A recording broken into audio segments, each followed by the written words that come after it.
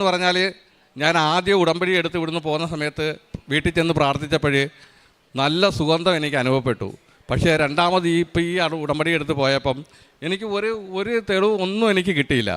അപ്പോൾ അച്ഛൻ്റെ പ്രാർത്ഥന ഞാൻ എല്ലാ ദിവസവും കേൾക്കും. കാലത്തും വൈകിട്ടും രാത്രിയിലെയും പ്രാർത്ഥന ഞാൻ കേൾക്കും. അപ്പോൾ അന്ന് ഞാൻ പറഞ്ഞു, എൻ്റെ മാതാവേ, ഓരോരുത്തരുടെ അനുഭവം പറയുന്നത് ഞാൻ കേട്ടിട്ടുണ്ട്, മാതാവ് ഇങ്ങനെ സ്വപ്നത്തിൽ കണ്ടു. അപ്പോൾ ഞാനൊന്ന് പറഞ്ഞു, അമ്മേ എനിക്ക് ഈ സ്വപ്നത്തിൽ കൂടി അമ്മയെ ഒന്ന് കാണിക്കണേന്ന് പറഞ്ഞു.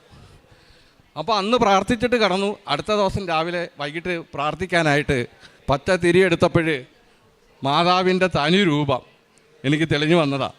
അപ്പം ഞാനിതെടുത്ത് ഫേസ്ബുക്കിലെല്ലാം പോസ്റ്റ് ചെയ്തു. അപ്പോൾ എനിക്ക് പൂർണ്ണ വിശ്വാസമായി. ഡോക്ടർ എന്ത് പറഞ്ഞെന്ന് പറഞ്ഞാലും അമ്മ എൻ്റെ കൂടെ ഉണ്ട്. എനിക്കൊരു ദണ്ണവുമില്ല. 10 മാസമാകുന്നു, ഇത് 10ാമത്തെ മാസമാണ്. ഒരു അസ്വസ്ഥതകളും കാര്യങ്ങളും എനിക്കില്ല. കിംസിലെ ഡോക്ടർ പറഞ്ഞു, നിങ്ങൾ ധൈര്യമായിട്ട് പോകും, നിങ്ങളുടെ ശരീരത്തിൽ ഈ ക്യാൻസർ എന്ന് പറഞ്ഞ അസുഖം കാണിക്കുന്നില്ല. ക്യാൻസറിൻ്റെ റിപ്പോർട്ടാണ്, എനിക്ക് ക്യാൻസർ ഉണ്ടെന്നും പറഞ്ഞ് RCCയിൽ മെഡിസിറ്റി ഹോസ്പിറ്റലിൽ നിന്ന് തന്നുവിട്ട സ്ലൈഡ് ചെയ്തപ്പം എനിക്ക് ക്യാൻസർ അന്ന് സ്ഥിരീകരിച്ച റിസൾട്ടാണിത്. ഇതിൻ്റെ അടിസ്ഥാനത്തിലാണ് RCCയിലെ ഡോക്ടർ പറയുന്നത് എൻ്റെ ആമാശയം എടുത്ത് മാറ്റണമെന്ന്. ഇതിപ്പോൾ 10ാമത്തെ മാസമാണ്, എനിക്ക് ഒരു അസുഖമില്ല. ഡോക്ടർ പറഞ്ഞ് ധൈര്യമായിട്ടിരിക്കും. ഇപ്പോൾ എനിക്ക് 70 കിലോ വെയിറ്റ് ഉണ്ട്, ആഹാരം കഴിക്കുന്നതിന് ബുദ്ധിമുട്ടില്ല, യാതൊരു ബുദ്ധിമുട്ടും എനിക്കില്ല.